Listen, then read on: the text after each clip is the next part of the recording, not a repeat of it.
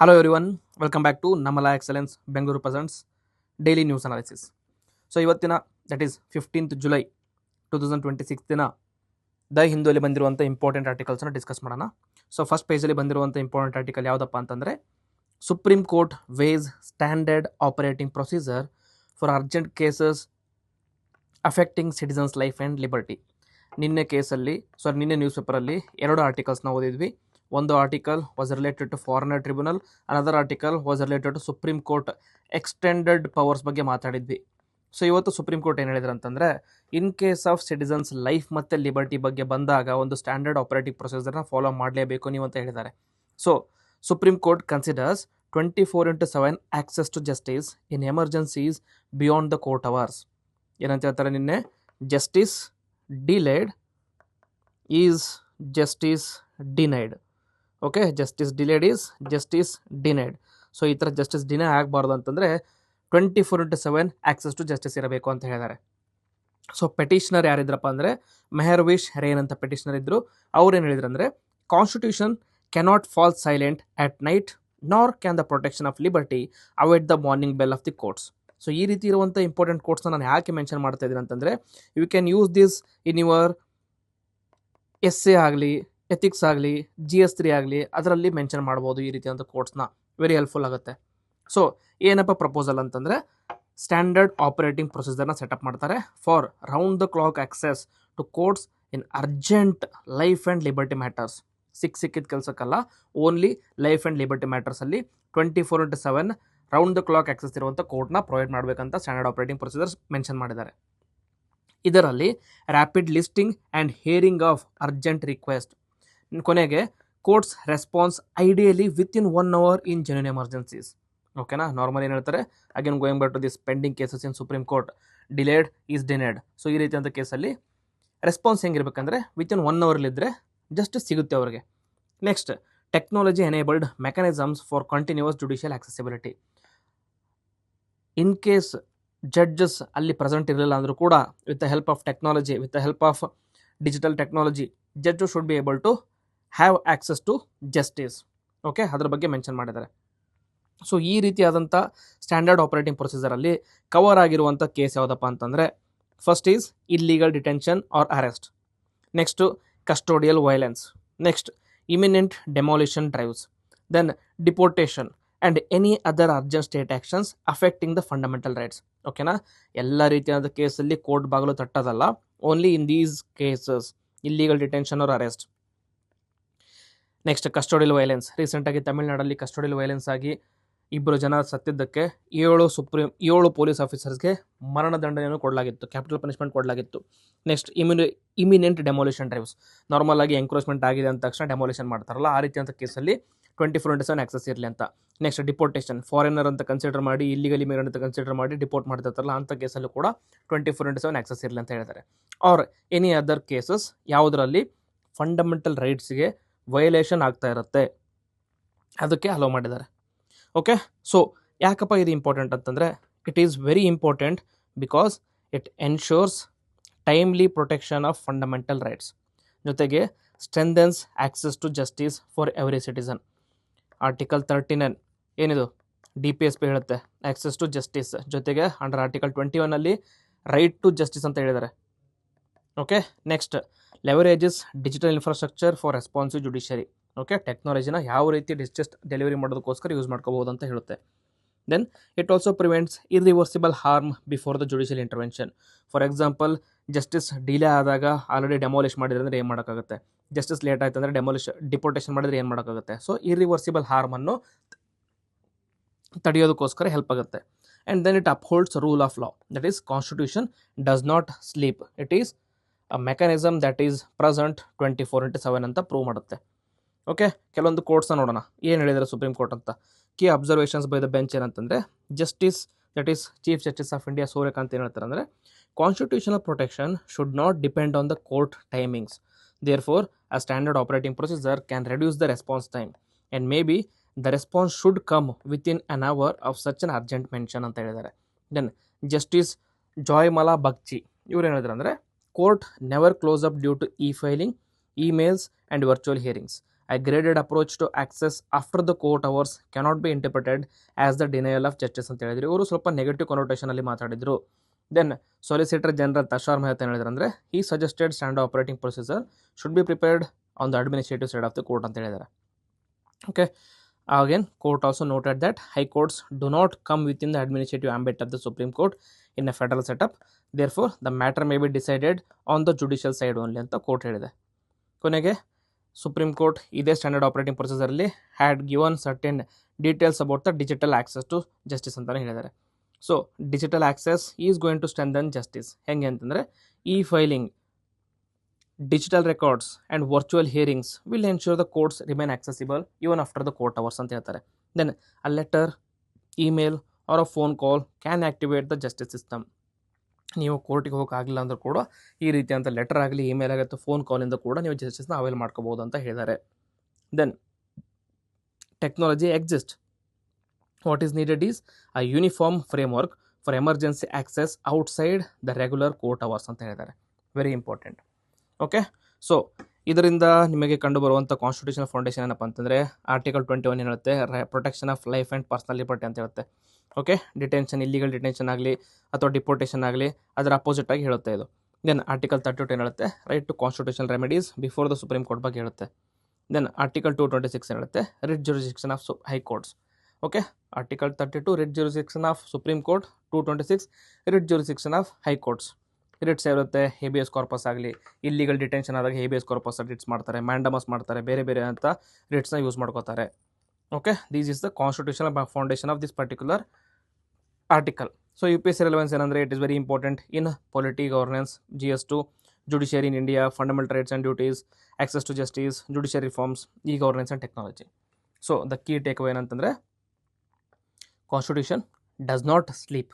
It guarantees of right to life and liberty must remain enforceable at all times. That is 24/7 enforcement ಆಗಲೇಬೇಕು ಅಂತ ಹೇಳಿದೆ.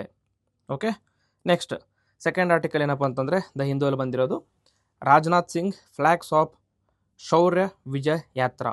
That is a motorcycle rally for the Kargil heroes.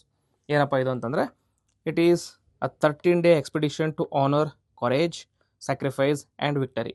Vijay Diwas, Kargil ವಾರ ಆದಾಗ ಅವರನ್ನು celebrate ಮಾಡೋದಕ್ಕೋಸ್ಕರ Vijay ದಿವಸ್ನ celebrate ಮಾಡ್ತೀವಿ. ಇದರಲ್ಲಿ motor cycle ತೊಗೊಂಡು ವಿಜಯ್ ಯಾತ್ರಾ ಅಂತ ಹೋಗ್ತಾ ಇದ್ದಾರೆ. ಅದನ್ನು ಸ್ಟಾರ್ಟ್ ಮಾಡಿದ್ದಾರೆ ರಾಜನಾಥ್ ಸಿಂಗ್ ಅವರು ಸ್ಟಾರ್ಟ್ ಮಾಡಿದ್ದಾರೆ. ಯಾತ್ರೆ ಏನಪ್ಪ ಅಂತಂದರೆ ಇದು 13 days ಇರುತ್ತೆ. ಮೋಟರ್ ಸೈಕಲ್ ಎಕ್ಸ್ಪಿಡಿಷನ್ ಎಲ್ಲಿಂದ ಎಲ್ಲಿಗೆ ಅಂತಂದರೆ from national war memorial from Delhi to Kargil war memorial in Dras, Jammu and Kashmir. 28 riders including the serving and retired armed forces personnel and their family members are part of this particular rally. It covers around 1900 kilometers through Punjab, Himachal Pradesh and Ladakh. Theme ಏನಪ್ಪ ಅಂತಂದರೆ one ride, one nation, one salute. One salute for the brave soldiers that fought in Kargil war ಅಂತ ಹೇಳ್ತಾರೆ. Okay, so Rajnath Singh ಏನು ಹೇಳಿದ್ರು ಅಂದರೆ just a quote, the 1919 Kargil conflict was not just a military victory but a chapter of courage, fortitude, discipline and unwilling patriotism. So about Kargil war, 1999 Kargil war ಬಗ್ಗೆ ಏನು ಹೇಳ್ಬೇಕಂತಂದರೆ operation Vijay was fought in extreme conditions at altitudes nearly 20,000 feet. So ಕಾರ್ಗಿಲನ್ನು Pakistan military forces ಮತ್ತು militant groups already conquer ಅಂದರೆ occupy ಮಾಡ್ಕೊಂಡಿದ್ರು. ಅದನ್ನು overtake ಮಾಡೋದಕ್ಕೆ ಅಥವಾ ಆಕ್ಯುಪೈ ಮಾಡೋದು ಏಮ್ ಏನಾಗಿತ್ತು, ಇಂಡಿಯಾದಾಗಿತ್ತು. ಓಕೆ, ಸೊ ದ್ಯಾಟ್ ಆಪರೇಷನ್ಗೆ ಆಪರೇಷನ್ ವಿಜಯ್ ಅಂತ ಕರಿತೀವಿ. Oxygen was scarce, temperatures plunge to -40 degrees Celsius.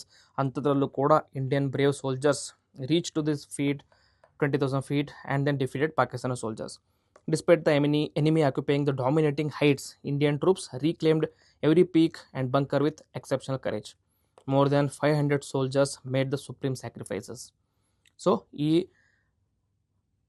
ಯಾತ್ರಾದಲ್ಲಿ they are paying tributes to our heroes also. That is, Defense Minister paid homage to Kargil heroes whose courage inspires generations, like Captain Vikram Batra, Lieutenant Manoj Kumar Pandey, Rifleman Sanjay Kumar, few of the very important soldiers.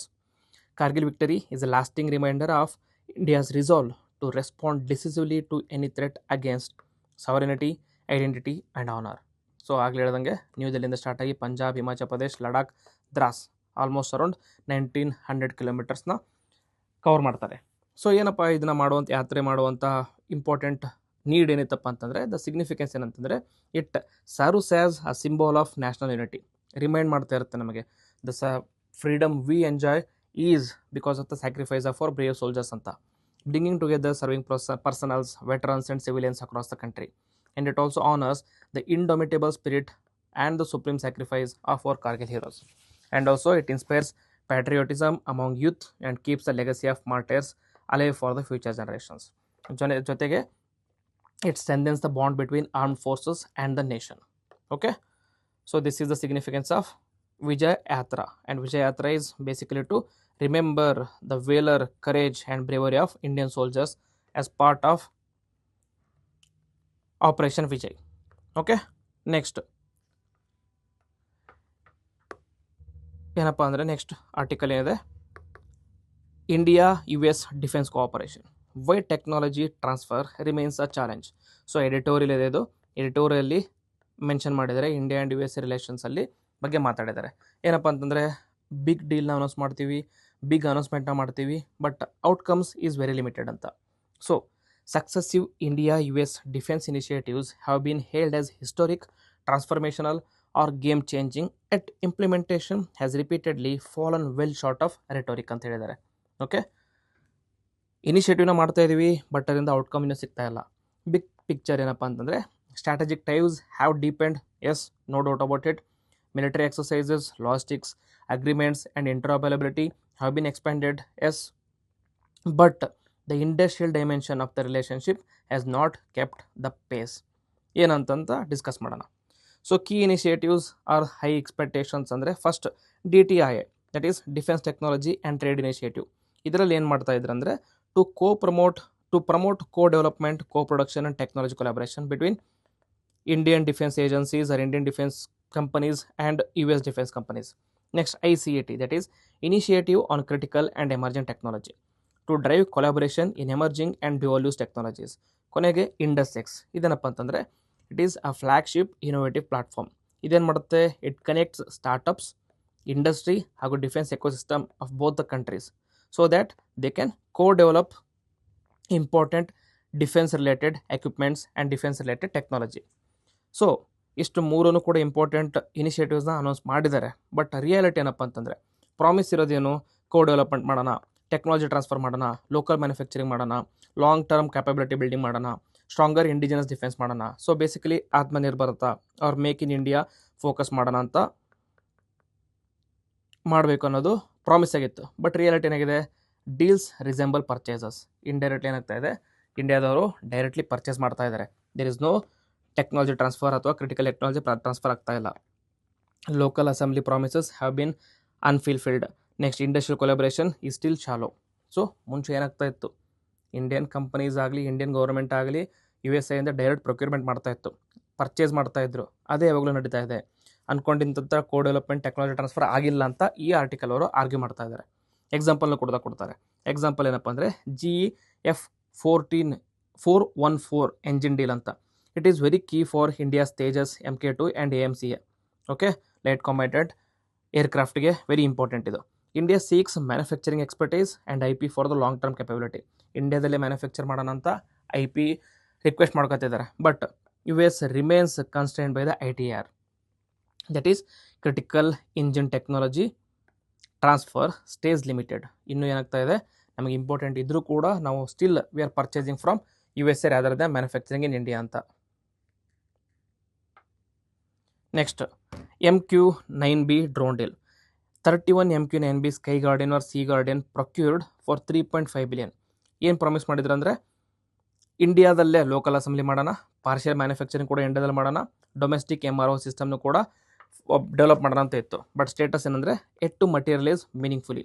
ಬರೀ purchase ಮಾಡೋದು ಆಗ್ತಾ ಇದೆಯೋ ಹೊರತು ಇಲ್ಲಿ manufacture ಮಾಡೋದಾಗ್ತಾ ಇಲ್ಲ ಅಂತ ಆದರ್ ಅವರ ಕ್ವಶನ್ ರೈಸ್ ಮಾಡಿದ್ದಾರೆ. So the technology transfer divide ಏನಪ್ಪ ಅಂತಂದರೆ ಇಂಡಿಯಾ ಕಡೆಯಿಂದ ಪರ್ಸ್ಪೆಕ್ಟಿವ್ ಏನಂತಂದರೆ they want to acquire advanced technologies, strengthen indigenous manufacturing, reduce dependence on the imported materials and build self resilience. That is ಆತ್ಮನಿರ್ಭರತ ಬೆಳಿಬೇಕಂತ ಇಂಡಿಯನ್ ಡಿಮ್ಯಾಂಡ್.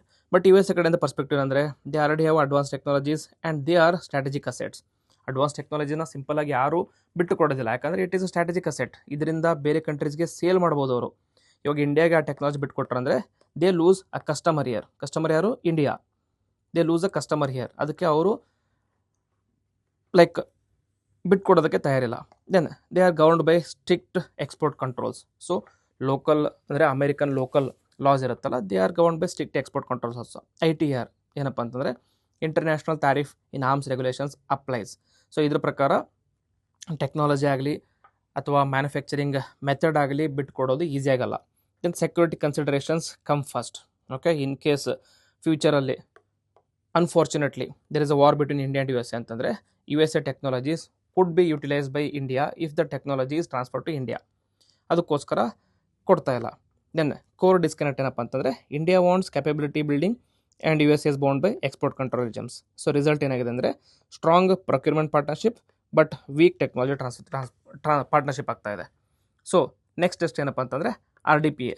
ಏನಿದೆ RDPA ಅಂದರೆ reciprocal defence procurement agreement ಅಂತ ಮಾಡ್ಕೊಂಡಿದ್ದಾರೆ. ಏನಂದರೆ aim is to provide reciprocal access to each other's defence procurement markets. Okay, concern for India ಅಂತಂದರೆ defence firms ಇಂಡಿಯಾದಲ್ಲಿರುವಂಥದ್ದು ಇನ್ನೂ ನ್ಯಾಸೆಂಟ್ ಸ್ಟೇಜಲ್ಲಿದೆ, ಇವಾಗ ಸ್ಟಾರ್ಟ್ ಆಗಿದೆ. So they may face direct competition for the US giants. Lockheed Martin ಆಗಲಿ, Airbus ಆಗಲಿ, Boeing ಆಗಲಿ, ಅವ್ರ ಕಡೆ ಡೈರೆಕ್ಟಾಗಿ ಕಾಂಪಿಟೇಷನ್ನ ಫೇಸ್ ಮಾಡೋಕ್ಕಾಗುತ್ತೆ. Next, risk of widening the capability gap. Next, needs meaningful technology transfer and capacity building to ensure fair balance. So ಇದಕ್ಕೇನಾದರೂ allow ಮಾಡಿದ್ರೆ ಅಂದರೆ ಇಂಡಿಯನ್ ಡಿಫೆನ್ಸ್ ಇಂಡಸ್ಟ್ರಿ ಇದೆಯಲ್ಲ, they are going to be hit very severely. So that is the next challenge ಅಂತ ಹೇಳ್ತಾ ಇದ್ದಾರೆ.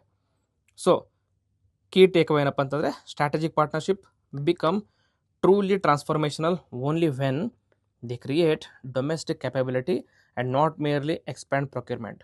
Okay, we should become partners rather than just purchasing and buying. So UPSC relevance ಎಲ್ಲಪ್ಪ ಅಂತಂದರೆ GS2 ಅಲ್ಲಿ international relations, that is India USA ರಿಲೇಷನ್ಸಲ್ಲಿ, and GS3 ಅಲ್ಲಿ defence technology, Atmanirbhar Bharat, defence manufacturing ಅಲ್ಲಿ ಬರುತ್ತೆ.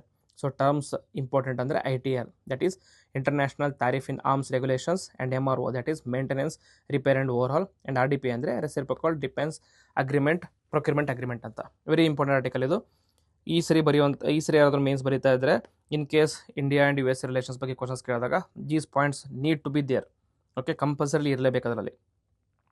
ಓಕೆ, ನೆಕ್ಸ್ಟ್ ಇಂಪಾರ್ಟೆಂಟ್ ಏನಪ್ಪ ಅಂದರೆ ಪ್ರಿಲಿಮ್ಸ್ ವೆರಿ ಇಂಪಾರ್ಟೆಂಟ್ ಆಗುತ್ತೆ. ಸೊ ಜೈಂಟ್ ಫ್ಲೈಯಿಂಗ್ ಸ್ಕ್ವಿರಲ್ ಏನಪ್ಪ ಅಂತಂದರೆ ನ್ಯೂಸ್ ಅಂದರೆ a rare Indian giant flying squirrel has been recently spotted in Uttarakhand's Ramnagar forest for the first time in nearly 12 years. 12 ವರ್ಷ ಆದಮೇಲೆ ಫ್ಲೈಯಿಂಗ್ ಸ್ಕ್ವಿರಲ್ ಕಂಡು ಬಂದಿದೆ ಅಂತ ಹೇಳ್ತಾ ಇದ್ದಾರೆ. So Indian giant flying squirrel ಅಂದರೆ ಏನು? ಇಟ್ ಈಸ್ ಪೆಟೋರಿಸ್ತಾ ಫಿಲಿಪೈನ್ಸಿಸ್ ಅಂತ ಕರೀತಾರೆ, also known as large brown flying squirrel are the common giant flying squirrel. It is a type of rodent in the Sciuridae family, which includes squirrels. It is capable of gliding flight using the skin membrane, that is the patagium, stretched between front and hind legs. ಇಲ್ಲಿ ನೋಡಿ, ಇಮೇಜಲ್ಲಿ ನೋಡಿದ್ರೆ ಕಂಡು ಬರುತ್ತೆ. So ಈ ಥರ wing ಅನ್ಸುತ್ತೆ, but wing ಅಲ್ಲ ಅದು, ಇಟ್ ಇಸ್ ಜಸ್ಟ್ ಸ್ಕಿನ್, ಅದನ್ನ ಸ್ಟ್ರೆಚ್ ಮಾಡುತ್ತೆ ಅದು. ಓಕೆ, ಸೈಂಟಿಫಿಕ್ ಏನಪ್ಪ ಅಂತಂದರೆ ಪೆಟೋರಿಸ್ಟಾ ಫಿಲಿಪೈನೆನ್ಸಿಸ್, ಬಿಹೇವಿಯರಲ್ ನಾಕ್ಟರ್ನಲ್ ಅಂದರೆ ನೈಟ್ ಟೈಮಲ್ಲಿ ಜಾಸ್ತಿ ವಾಸ ಮಾಡುತ್ತೆ, ಹೊರಗಡೆ ಬರುತ್ತೆ. ಲೈಫ್ ಸ್ಟೈಲ್ ಅಂದರೆ arboreal and spends most of its life in the canopy. Arboreal ಅಂದರೆ ಗಿಡದಲ್ಲಿರುತ್ತೆ ಅಂತ ಅರ್ಥ. ನೆಕ್ಸ್ಟ್, ಹ್ಯಾಬಿಟೇಟ್ ಆ್ಯಂಡ್ ಡಿಸ್ಟ್ರಿಬ್ಯೂಷನ್ ಅಂದರೆ it can be found only in south east and South Asia and southern and central China. In South Asia they have patch distribution. ಎಲ್ಲೆಲ್ಲಿ ಕಂಡುಬರುತ್ತೆ ಅಂದರೆ Sri Lanka and India, primarily concentrated in the Himalayan mountains and north eastern regions of north Bombay and ರಾಜಸ್ಥಾನಲ್ಲಿ ಕಂಡುಬರುತ್ತೆ. They live in dry deciduous and evergreen forest, usually at a higher ಎಲಿವೇಷನ್ಸ್. They can also be found in plantations ಎಲ್ಲ ಕಂಡುಬರುತ್ತೆ. Features ನೋಡಿದರೆ one of the largest flying squirrel, glides using the skin membrane, that is patagium, stretch between hind legs and front legs. Size is head to body consider ಮಾಡಿದರೆ 36 to 46 centimeter ಇರುತ್ತೆ, 1.2 to 1.7 kg ಇರುತ್ತೆ. So like UPSC ಅಷ್ಟೊಂದು important ಅಲ್ಲ, but just for your information. Next, conservation status, ಇದು very important ಆಗುತ್ತೆ. According to IUCN red ಲಿಸ್ಟಲ್ಲಿ it is least concern, so threat ಇಲ್ಲ ಅಂತ ಅರ್ಥ. So the Indian giant squirrel plays an important role in the forest ecosystem as a seed disperser and a part of rich arboreal biodiversity of the Himalayan and northeastern India. ಏನಪ್ಪ ಅಂದರೆ it is capable of gliding up to 100 meters between trees. ಏನಂತಂದರೆ bird ಥರ ವಿಂಗ್ಸ್ನ flap ಮಾಡ್ತಾ fly ಮಾಡಲ್ಲ ಇದು, just ಸ್ಕಿನ್ನ open up ಮಾಡುತ್ತೆ so that it can easily glide. Okay, ಇದೇ ರೀತಿಯಂಥ ಫ್ಲೈಯಿಂಗ್ ಸ್ನೇಕ್ ಕಂಡುಬರುತ್ತೆ, ಅದು ಕೂಡ ಇದೇ ಥರ. ಸೊ ಅದಕ್ಕೆ ವಿಂಗ್ಸ್ ಇರಲ್ಲ, ಜಸ್ಟ್ ಸ್ಕಿನ್ನ ಸ್ಟ್ರೆಚ್ ಮಾಡಿಕೊಂಡು ಗ್ಲೈಡ್ ಮಾಡ್ತಾ ಹೋಗುತ್ತೆ. Okay, next article is about Gulf of Mannar, a marine treasure of India. ನ್ಯೂಸಲ್ಲಿ ಯಾಕಿದೆ ಅಂತಂದರೆ, ರೀಸೆಂಟಾಗಿ ಒಂದು ಪಿಯರ್ ರಿವ್ಯೂಡ್ ಸ್ಟಡಿ ಮಾಡಿದಾಗ ಗಲ್ಫ್ ಆಫ್ ಮನ್ನಾರಲ್ಲಿ ಬರ್ಡ್ ನಂಬರ್ಸ್ ಕಡಿಮೆ ಆಗಿದೆ ಅಂತ ಹೇಳಿದ್ದಾರೆ. ಎಷ್ಟು ಕಡಿಮೆ ಅಂದರೆ ಲಾಸ್ಟ್ 40 ಇಯರ್ಸಲ್ಲಿ ಟೋಟಲ್ 57% ಕಡಿಮೆ ಆಗಿದೆ ಅಂತ ಹೇಳಿದ್ದಾರೆ. Okay, first will discuss about Gulf of Mannar, reasons ಯಾಕೆ ಅಂತ ನೋಡೋಣ. ಗಲ್ಫ್ ಆಫ್ ಮನ್ನಾರ್ ಅಂದರೆ ಇಟ್ ಈಸ್ ಅ ವಾಸ್ಟ್ಲಿ ಶಾಲೋ ಬೇ that forms part of ಲಕ್ಕಡೇವ್ C in the Indian ocean. Next, located between ಎಲ್ಲಿ ಅಂದರೆ south eastern India and western Sri Lanka. It is bound by north ಈಸ್ಟಲ್ಲಿ Rameswaram island India. Next Adams bridge ಅಥವಾ Rama's bridge, that is chain of ಶೋಲ್ಸ್, and Mannar island, that is Rama ಸೇತುವೆ ಅಂತ ಕರಿತೀವಲ್ಲ ಅದು. It is connected by Palk Bay in the north through the Palk Strait. It receives several rivers, mainly Tamraparni from India and Aruvi from Sri. Port of Tuticorin is on the Indian coast of this Gulf of Mannar. Gulf is noted for its pearl banks and sacred chank, that is gas ಇದೆ ಅಂದರೆ ಶಂಕು, ಇದಕ್ಕೋಸ್ಕರ important ಆಗಿದೆ. It is also a biodiversity hotspot. ಇಲ್ಲಿದೆ ನೋಡಿ, ಲೊಕೇಶನಲ್ಲಿ ನೋಡಿದರೆ ಇಲ್ಲಿ ಕಂಡು ಬರುತ್ತೆ. This is Gulf of Mannar, India, Sri Lanka, Pak ಬೇ, ಆಡಮ್ಸ್ ಅಥವಾ Ram Setu, next Rameswaram island. So this is ಈ ಪಾರ್ಟಿಗೆ ಲಕ್ಕಡೇವಿ ಸಿ ಇರುವಂಥ Gulf. Okay, this is Gulf of Mannar. It is also called as a biodiversity hotspot. ಯಾಕಪ್ಪ ಅಂತಂದರೆ it is endowed with 3 distinct coastal ecosystems. ಯಾವ್ದ್ಯಾವುದು? Coral reefs, sea grass beds and mangroves. It is considered as one of the world's most richest regions from a marine biodiversity perspective ಅಲ್ಲಿ. Coral reefs, sea grass beds and mangroves. Important fauna ಏನಪ್ಪ ಅಂತಂದರೆ sea turtles, shark, dugongs and dolphins are regular visitors to the Gulf, and species of hard corals have also been recorded here.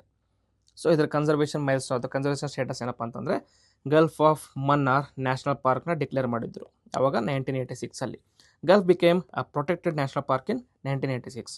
Then it is also a biosphere reserve. It is designated as a biosphere reserve in 1989, which is the first such marine conservation area in India and the South Asian region. Okay, so this is about Gulf of Mannar. ಯಾಕೆ ಇದು Gulf of Mannar important ಅಂತಂದರೆ it supports rich biodiversity, sustains fisheries and livelihoods, protects coast lines, prevents erosion, globally important marine ecosystem. ಇವಾಗ ಯಾಕೆ ಕಡಿಮೆ ಆಗಿದೆ ಅಂತಂದರೆ bird ಅಥವಾ threads ಏನಿದೆ ಅಂತಂದರೆ pollution and industrial waste both from India and Sri Lanka side, plastic and solid waste dumping, overfishing and destructive fishing especially from the Indian side. Next, coral mining and habitat destruction and climate change and sea level rise. Because of this biodiversity destroy ಆಗ್ತಾ ಇದೆ. Biodiversity destroy ಆದಂಗೆ ಅಲ್ಲಿ ಬರುವಂಥ visiting birds ಕೂಡ ಕಡಿಮೆ ಆಗ್ತಾ ಇದೆ. Okay, next is cosmic diaspora. ಇದು ದ ಹಿಂದೂಲ್ಲಿ ಬಂದಿರುವಂಥ ಫ್ರಂಟ್ ಪೇಜಲ್ಲಿದೆ. ಕಾಸ್ಮಿಕ್ ಡಯಾಸ್ಪೊರಾ ಏನಂತಂದರೆ Indian origin astronaut that is Anil Menon heads to space. ಏನಪ್ಪ ಇದು ಅಂದರೆ Indian origin astronaut that is Anil Menon launched aboard SpaceX's MS-29 from Baikonur Cosmodrome, that is Kazakhstan, on a missile to the International Space Station ಗೆ ಹೋಗ್ತಾ ಇದ್ದಾರೆ. ಯಾರು? Anil Menon. Mission name ಏನು? SpaceX MS-29 and ಏಮೇನಂತಂದರೆ to reach international space station. Launch site ಎಲ್ಲಿದೆ? Baikonur Cosmodrome in Kazakhstan. Very important. Launch date 15th July 2026. Crew members 3 members, 1 NASA plus 2 Roscosmos astronauts. NASA ಅಂದರೆ USA, Roscosmos ಅಂದರೆ obviously Russia. Objective ಏನಂತಂದರೆ to do scientific research, experiments, ISS operations, technology demonstrations etcetera etcetera. So 3 ಜನ ಯಾರಪ್ಪ ಅಂತಂದರೆ one is Anna Kikina that is Russian, and next is Anil Menon Indian, and Pyotr Dubrov that is Roscosmos astronaut. Okay, so ಇವರೇ ನೋಡಿ ಅನಿಲ್ ಮೆನನ್ ಯಾರಪ್ಪ ಅಂತಂದರೆ he is a NASA astronaut who got selected in 2021, emergency medicine physician and systems engineer by background, served in the flight surgeon role and supporting Crew Dragon mission, and then proud son of Indian immigrants making India proud on the global stage. Okay. And then the about International space Station ಅಂದರೆ it orbits 400 kilometers above the earth, travels at 28,000 kilometers per hour, completing one orbit in every 90 minutes, continuously inhabited since November 2000. It is a joint venture of 5 space agencies. ಯಾವ್ದು? NASA, Roscosmos, ESA Europe, JAXA Japan and Canada. CSA very important. India ಇಲ್ಲ, ISRO ಇಲ್ಲ, and then ಚೈನಾನೂ ಇಲ್ಲ. Okay, China have their own space agency, space station. Okay, Tiangong ಅಂತ ಇದೆ, ಅವ್ರದ್ದೇ separate ಆಗಿರುವಂಥ space ಸ್ಟೇಷನ್ನ ಚೈನಾದವ್ರು ಮಾಡ್ಕೊಂಡಿದ್ದಾರೆ. ದೆನ್ ಯಾಕೆ ಇದು ಸಿಗ್ನಿಫಿಕೆಂಟ್ ಅಂದರೆ it showcases the contribution of Indian diaspora to the global science and space exploration, reflects growing trust and strengthen in international cooperation, inspires India's Gaganyaan mission and the future astronauts. Research on the ISS drives advances in the space medicine, robotics, materials and science and more, etc. etc. So Indian Gaganyaan ಏನು link ಇದೆ ಅಂತಂದರೆ the learnings from ISS missions will help in crew health and space medicines, life support system, psychological adaptation, docking mechanisms and technologies, long duration human missions, building self reliant space capability, ಇದೆಲ್ಲದಕ್ಕೂ ಕೂಡ help ಮಾಡುತ್ತೆ Indian Gaganyaan ಮಿಷನ್ಗೆ. So that is why it is very significant. Okay, so UPSC GS2 ಅಲ್ಲಿ important ಆಗುತ್ತೆ, international relations GS3 science and ಟೆಕಲ್ಲಿ important ಆಗುತ್ತೆ. Prelims fact ಏನಪ್ಪ ಅಂತಾರೆ, ಬೈಕಂಗರ್ ಕಾಸ್ಮೋಡ್ರಮ್ ಎಲ್ಲಿದೆ ಅಂತಂದರೆ it is present in Kazakhstan. It is one of the 4 major launch sites in low earth orbit and ISS has been continuously inhabited since 2000. Very important. ಕೊನೆಗೆ Indian diaspora in science and the technology act as a bridge between national and catalyst for the global breakthrough. So these are the important articles which I wanted to discuss with you. ಏನಾದರೂ doubt ಇತ್ತು ಅಥವಾ ನಿಮ್ಗೆ ಏನಾದರೂ suggestion ಇದೆ, ಏನಾದರೂ improvement ಬೇಕಾಗಿತ್ತು ನಮ್ಮ ಕಡೆ ಅಂತಂದರೆ ಪ್ಲೀಸ್ ಕಮೆಂಟ್ ಬಾಕ್ಸಲ್ಲಿ ಬರೀರಿ.